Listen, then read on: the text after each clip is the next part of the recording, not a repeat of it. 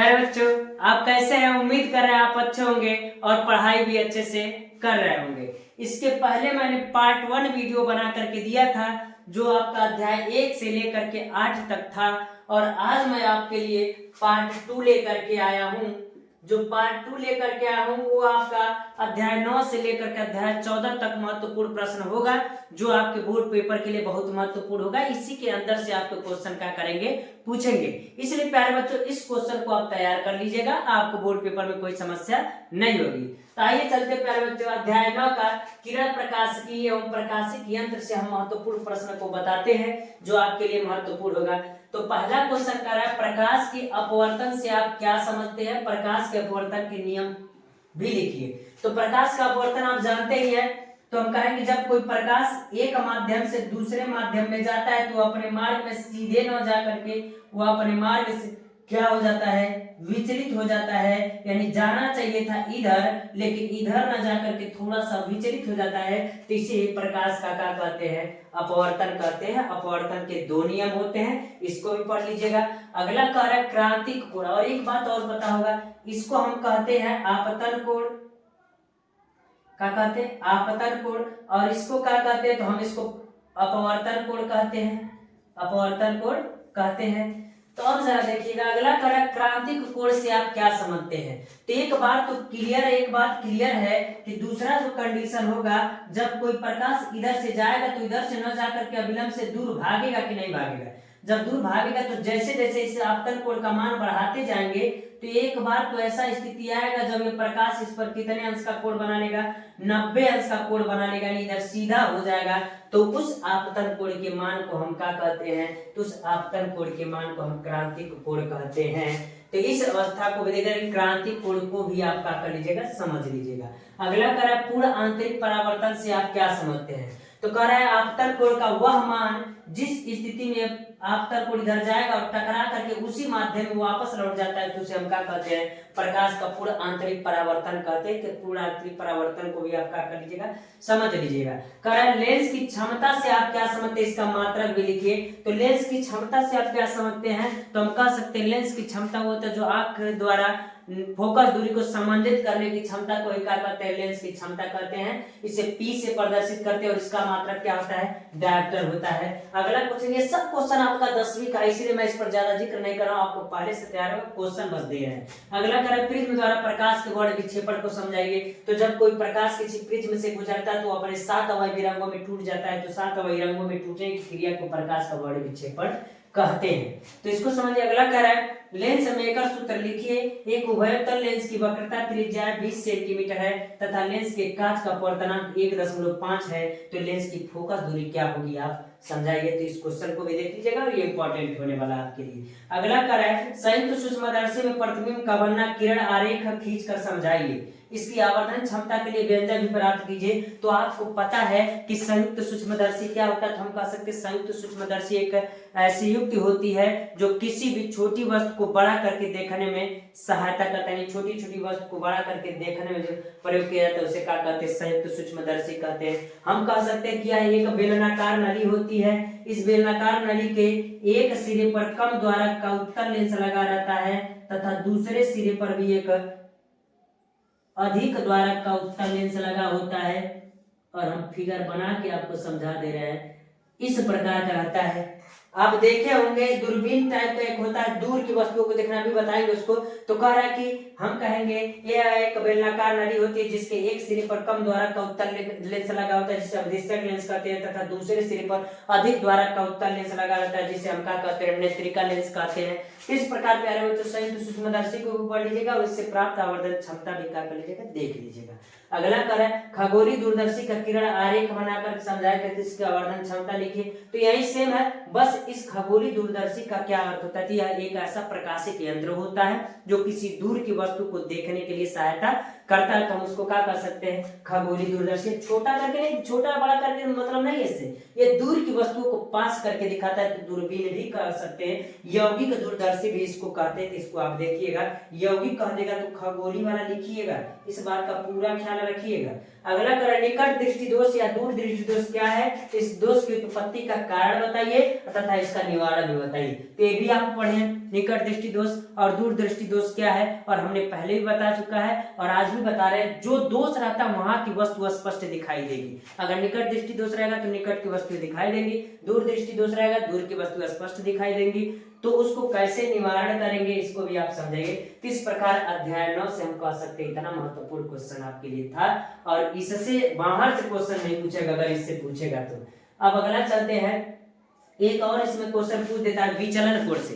तो विचलन कोण वाला परिभाषा भी देख लीजिएगा। विचलन कभी कभी पूछ देता तो विचलन कोण आप देखिएगा अल्पतम न्यूनतम कोण भी कह देता है, तो उस क्वेश्चन को देख लीजिएगा। अगला कह रहा है अध्याय जो 10 है तरंग प्रकाश की क्या है, तो इसको इस चैप्टर से संबंधित हम क्वेश्चन क्या करेंगे देखेंगे। अब यहाँ से जो है क्लियर कट क्वेश्चन आते हैं। तरंगाग्र किसे कहते हैं या कितने प्रकार के होते हैं, तरंगाग्र किसे कहते हैं, 3 प्रकार के, तो इसको भी देख लीजिएगा। अगला कारण है व्यतिकरण से आप क्या समझते हैं, कितने प्रकार के होते हैं, इनको समझाइए। इनकी आवश्यक शर्तों का भी उल्लेख कीजिए। व्यतिकरण कितने प्रकार के होते हैं, तो व्यतिकरण 2 प्रकार के, संपोषी व्यतिकरण और विनाशी व्यतिकरण। तो दोनों प्रकारों को आप क्या कर लीजिएगा देख लीजिएगा। तो जहां पर तीव्रता आवृत्ति अधिक होती है वहां संपोषी होता है, जहां कम होता है वहां क्या होता है, तो हम कहेंगे विनाशी व्यतिकरण होता है। तो इस क्वेश्चन को आप देख लीजिएगा। अगला क्वेश्चन करा फ्रिंज की चौड़ाई से आप क्या समझते हैं, इसका सूत्र लिखिए। और मैं आपको बता दूं इससे न्यूमेरिकल भी पूछता है, आप फ्रिंज की चौड़ाई से न्यूमेरिकल भी देख लीजिएगा। अगला क्वेश्चन करा हाइगेंस के द्वितीयक तरंगिका सिद्धांत को समझाइए। यानी हाइगेंस के ये जो भी क्वेश्चन बता रहे ये भी हाईलाइटेड क्वेश्चन है, इंपॉर्टेंट है। और हाइगेंस का द्वितीयक तरंगिकाओं का सिद्धांत भी इंपॉर्टेंट है। हाइगेंस के द्वितीयक तरंगिकाओं के सिद्धांत के आधार पर प्रकाश के परावर्तन और अपवर्तन की भी व्याख्या कीजिए। दोनों बात वो कहता है, या तो परावर्तन कर सकता है या तो अपवर्तन कर सकता है। अगला क्या है कला संबंध स्रोतों से आप क्या समझते हैं, कला संबंध स्रोतों से आप क्या समझते हैं, इसको समझाइए। तो कला संबंध स्रोत क्या होता है इसको देख लीजिएगा। अगला इस चैप्टर का अंतिम क्वेश्चन क्या है प्रकाश की विवर्तन से आप क्या समझते हैं, प्रकाश के विवर्तन से आप क्या समझते हैं। एक पतली झिल्ली से होकर एक बड़ी प्रकाश के पर्दे पर बनने वाले विवर्तन प्रतिरूपों की व्याख्या कीजिए, विवर्तन के प्रकारों का विवरण कीजिए। तो हम कह सकते हैं कि प्रकाश के विवर्तन से आप क्या समझते हैं, एक पतली झिल्ली से होकर एक बड़ी प्रकाश के पर्दे पर बनने वाले विवर्तन के प्रतिरूपों की व्याख्या कीजिए। और विवर्तन कितने प्रकार के, 2 प्रकार के, फ्राउनहोफर विवर्तन और फ्रेस्नेल विवर्तन। तो दोनों स्थितियों का आप क्या कर लीजिएगा देख लीजिए। कभी कभी ऐसा होता है कि फ्राउनहोफर विवर्तन या फ्रेस्नेल विवर्तन अलग से क्वेश्चन पूछ देता था, आप उससे घबराइएगा मत। इस क्वेश्चन को आप क्या कर लीजिएगा देख लीजिएगा। इतना आपका अध्याय 9 और 10 से क्वेश्चन था। अगला जो अध्याय होगा वो आपका अध्याय 11 होगा। प्यारे बच्चों जो आपका अध्याय 11 है वह कह रहा है विकिरण तथा द्रव्य की दैर्घ्य प्रकृति क्या है। इससे संबंधित जो क्वेश्चन होंगे हम आपको देंगे। पहला कह रहा है प्रकाश वैद्युत प्रभाव से आप क्या समझते हैं। प्रकाश वैद्युत प्रभाव किसे कहते हैं हम आपको बता देना चाहते हैं। इससे 3 टॉपिक महत्वपूर्ण है सबसे ज्यादा, और जिसको यह बात समझ में आ गई कि प्रकाश वैद्युत प्रभाव किसे कहते हैं तो उनको ये पूरी बात समझ में आ जाएगी। हम कहेंगे कि मान लीजिए कोई धात्विक प्लेट है, क्या है धात्विक प्लेट है। हम कहेंगे जब कोई प्रकाश किसी धात्विक प्लेट पर पड़ता है और धात्विक प्लेट पर पड़ता है तो इससे प्रकाश का होता है निकलता है,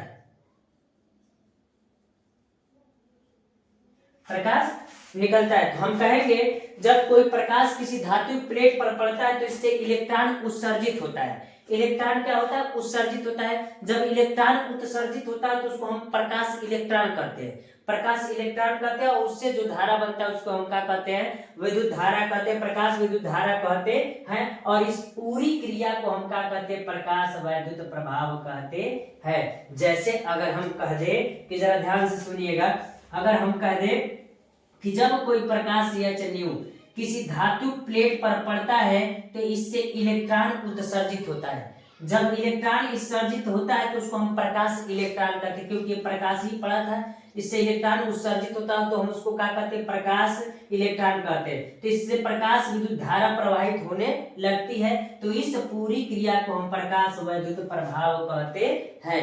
अब जरा देखिएगा दूसरा क्या कर रहा है देहली आवृत्ति, या कह सकते हैं जब कोई अत्यधिक आवृत्त कह सकते हैं कि प्रकाश कोई पड़ती है तब हम कह सकते हैं। अब जरा ध्यान सुनिए, देहली आवृत्त का क्या अर्थ है, इसकी महत्ता समझाइए। तो हम बता दें, आप बताइएगा, वह आवृत्त जिस पर इस धात्विक प्लेट से इलेक्ट्रॉन उत्सर्जित होने लगते हैं तो उसी को हम क्या कहते हैं, देहली आवृत्त। अच्छा ये बताइए, जब कोई प्रकाश, जैसे कि अगर हम किसी जनरेटर को चालू करें तो अगर ऐसे घुमाते रहे बस तो क्या चालू हो जाएगा, का धीरे धीरे घुमाए, लेकिन तेज स्पीड में घुमा करके और क्लिप गिराते हैं तो जनरेटर क्या हो जाता है, चालू हो जाता है। क्या अगर धीरे धीरे चलाते रहे, खूब देर तक, घंटों तक चलाते रहे तो चालू होगा क्या? उसी प्रकार अगर हम कहें कि वह आवृत्त जिस आवृत्ति पर इससे इलेक्ट्रॉन उत्सर्जित होने लगता है तो उस आवृत्ति को हम क्या कहते हैं, देहली आवृत्ति कहते हैं। अगर देहली आवृत्ति से कम अगर प्रकाश इसको देंगे तो क्या इलेक्ट्रॉन उत्सर्जित होगा, तो नहीं होगा। उसको देहली आवृत्ति के बराबर प्रकाश चाहिए तभी इलेक्ट्रॉन इससे क्या होगा, उत्सर्जित होगा। अगला कार्य, प्रकाश वैद्युत प्रभाव, प्रकाश वैद्युत कार्यफलन से आप क्या समझते हैं? तो हम कहेंगे ये भी और आसान है, वह प्रकाश जिस प्रकाश से इलेक्ट्रॉन उत्सर्जित होने लगता है उसको क्या कहते हैं, प्रकाश वैद्युत कार्यफलन कहते हैं। जिस प्रकाश पर इससे इलेक्ट्रॉन उत्सर्जित होने निकलने लगता है उसको प्रकाश वैद्युत प्रभाव कार्यफलन कहते हैं। अगला करेगा, प्रकाश वैद्युत प्रभाव से आप क्या समझते हैं? प्रकाश वैद्युत उत्सर्जन संबंधी लेनार्ड तथा मिल्टन के नियम को समझाइए। तो जब प्रकाश वैद्युत प्रभाव हुआ, इससे इलेक्ट्रॉन निकलने लगा, तो लेनार्ड और मिल्टन ने क्या बताया?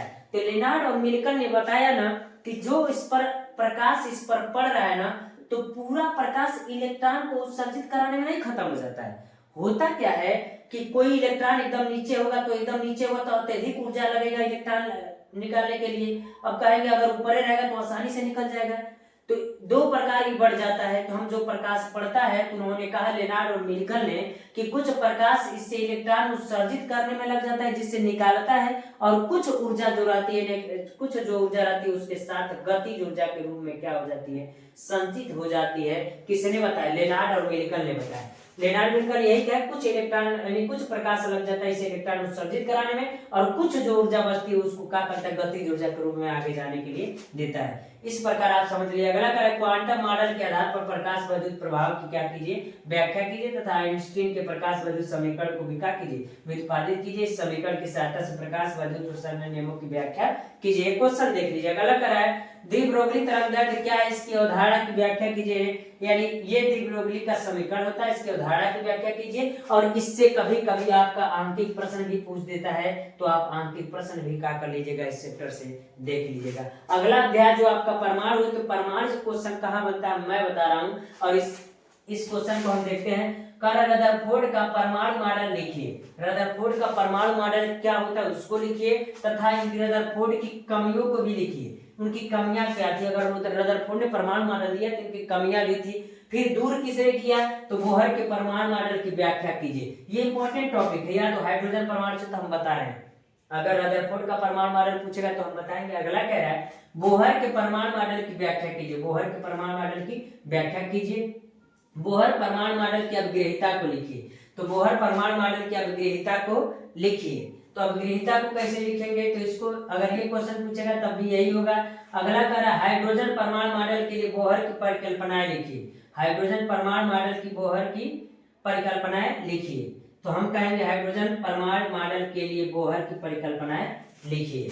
तो इस परिकल्पनाएं को लिखेंगे हम। हाइड्रोजन परमाणु के उत्सर्जन स्पेक्ट्रम में प्राप्त होने वाली, किसमें, हाइड्रोजन परमाणु के उत्सर्जन स्पेक्ट्रम में प्राप्त होने वाली विभिन्न उत्सर्जन श्रेणी की व्याख्या कीजिए। यानी हाइड्रोजन परमाणु के उत्सर्जन स्पेक्ट्रम में प्राप्त होने वाली विभिन्न उत्सर्जन श्रेणी की व्याख्या कीजिए। लाइमन श्रेणी, बामर श्रेणी, पाससन श्रेणी, ब्रैकेट श्रेणी, फुंड श्रेणी। कभी कभी ये होता है कि लाइमन अलग से पूछ सकता है, पाससन अलग से पूछ सकता है, ब्रैकेट या फुंड श्रेणी आपका अलग से पूछ सकता है। इस प्रकार इस श्रेणियों को आप क्या कर लीजिएगा, देख लीजिएगा। अगला कार्य है, परमाणु के उत्तेजना विभव तथा आयनन विभव से आप क्या समझते हैं, इसको समझाइए। तो किसी परमाणु के उत्तेजना विभव और आयनन विभव से आप क्या समझते हैं, इसको समझाइए। इस प्रकार प्यारे बच्चों आपका अध्याय 11 और 12 का महत्वपूर्ण क्वेश्चन हो गया। इससे बाहर से क्वेश्चन नहीं पूछेंगे, इसलिए इसका अगला जो अध्याय है, अध्याय 13, जो निम्न होगा। तो प्यारे बच्चों जो अगला अध्याय आपका है वो है नाभिक। तो नाभिक से जो महत्वपूर्ण प्रश्न है उसको हम क्या करते हैं, बताते हैं। अगला कारण, नाभिकीय बल क्या होते हैं, इन बलों की विशेषताओं का उल्लेख कीजिए। तो नाभिकीय बल क्या होते हैं, तो आपको पता ही है कि जो नाभिक होता है उसमें प्रोटॉन और न्यूट्रॉन होते हैं। तो प्रोटॉन और न्यूट्रॉन होते, प्रोटॉन पर धन आवेश होता है और न्यूट्रॉन पर कोई आवेश नहीं होता है। तो जिस बल के कारण उसमें धन आवेश संचित रहते हैं और जो दोनों एक साथ रहते हैं तो उसको हम क्या कहते हैं, नाभिकीय बल कहते हैं। क्यों? क्योंकि नाभिक में एक बस धन आवेश एक साथ जुड़ करके नहीं रह सकता है। ऋण आवेश होना चाहिए लेकिन धन आवेश एक बल के कारण में जुड़ा रहता है, तो उस बल को क्या कहते हैं, नाभिकीय बल कहते हैं। इन बलों की विशेषताएं लिखिए, तो ये इंपॉर्टेंट क्वेश्चन है। अगला कहता है अर्धआयु से आप क्या समझते हैं, अर्धआयु तथा क्षय नियतांक में संबंध लिखिए, तो ये भी क्वेश्चन लिखिएगा। अगला करें नाभिक की बंधन ऊर्जा प्रति न्यूक्लियन से आप क्या समझते हैं। तो नाभिक की बंधन ऊर्जा, तो हम कहेंगे कि जब किसी नाभिक में न्यूट्रॉन और प्रोटॉन जिस ऊर्जा के कारण, जिस बल के कारण बने होते हैं और जिस ऊर्जा के कारण वो एक छोटे से नाभिक में संचित रहते हैं, तो उस ऊर्जा को हम क्या कहते हैं, बंधन ऊर्जा कहते हैं। तो अगला देखिए क्या करना, नाभिकीय श्रृंखला अभिक्रिया से आप क्या समझते हैं, ये कितने प्रकार के होते हैं, इनमें आने वाली कठिनाइयों का उल्लेख कीजिए। तो ये question long answer type question है, इसको आप देख लीजिएगा। अगला कह रहा है नाभिकीय संलयन तथा नाभिकीय विखंडन से आप क्या समझते हैं। तो नाभिकीय संलयन और नाभिकीय विखंडन से आसानी से बता सकते हैं कि नाभिकीय संलयन तथा नाभिकीय विखंडन से,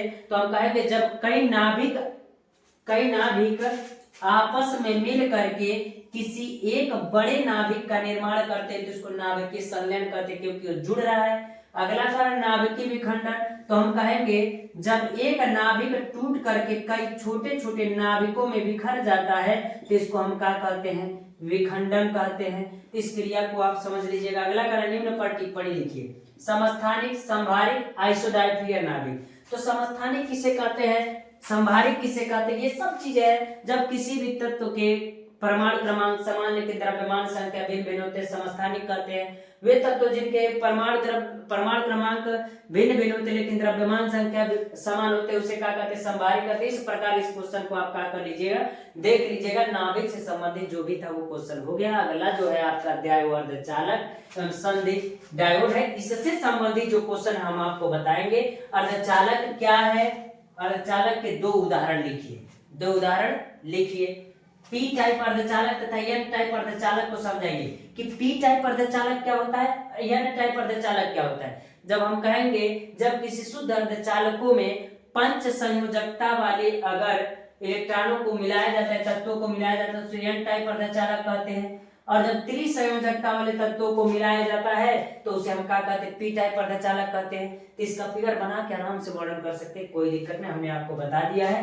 पीएन संधि डायोड का पूर्ण तरंग दृष्टिकारी के रूप में उपयोग करके आवश्यक परिपथ बना करके समझाएंगे। हाँ, अब कर पीएन संधि डायोड का पूर्ण तरंग दृष्टिकारी, पूर्ण तरंग दृष्टिकारी में आपको पता है कि 2 डायोड लगेंगे और किस प्रकार संरचना बनेगा, उस संरचना को बना करके आप क्या कीजिए, पूरी बात को समझाइए। तो पूर्ण तरंग दृष्टिकारी में आपको पता है कि इसमें 2 डायोड लगता है, तो इस प्रकार पूर्ण तरंग दृष्टिकारी को आप बताइएगा।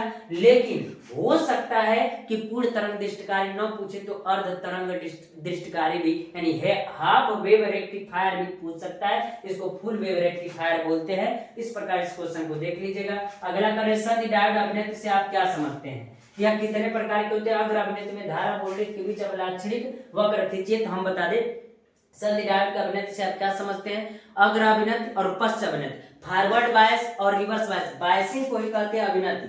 तो हम कहेंगे फॉरवर्ड बायस और रिवर्स बायस, सब कंडीशन हमने बता दिया आपको। और फॉरवर्ड बायस और रिवर्स बायस की पढ़ लीजिएगा, उससे संबंधित ग्राफ भी आप देख लीजिएगा, आसानी से समझ में आ जाएगा। कर अगला निम्न पर टिप्पणी लिखिए। टिप्पणी किस पर लिखना है, ओमिका घटक, अवक्षय परत, जेनर डायोड, सोलर सेल यानी सौर cell, LED light emitting diode, यानी इस क्वेश्चन को आप क्या कर लीजिएगा, टिप्पणी के रूप में देख लीजिएगा। अगला और लास्ट टॉपिक आपका है जो महत्वपूर्ण होने वाला है कि ट्रांजिस्टर क्या होता है, पीएनपी तथा एनपीएन ट्रांजिस्टर की कार्यविधि तथा संरचना का वर्णन कीजिए। लॉन्ग आंसर टाइप का क्वेश्चन है, यानी पीएनपी और एनपीएन ट्रांजिस्टर को आप क्या कीजिएगा, वर्णन कीजिएगा। पीएन संधि भी पूछ देगा तो आपको आसान हो जाएगा, यानी जिसको फुल वेव पता है तो हाफ वेव नहीं बता पाएगा, और जिसको पीएनपी पता है तो एनपीएन नहीं बता पाएगा। ये क्वेश्चन आपको जो है बहुत काम देंगे। इससे अगर क्वेश्चन आप पढ़ लेंगे तो आपको कोई समस्या नहीं होगा। तो प्यारे बच्चों, आज के लिए हम इतना वीडियो जो आपको बनाए, इस वीडियो यानी पार्ट 2 में आपके फिजिक्स का पूरा टॉपिक हमने कंट्रोल कर दिया है। इसलिए प्यारे बच्चों, इतना आप पढ़ करके तैयार कर लीजिए। इतना पढ़ने के बाद आपको कोई समस्या नहीं होगा। आज के लिए इतना रहने देते प्यारे बच्चों, धन्यवाद।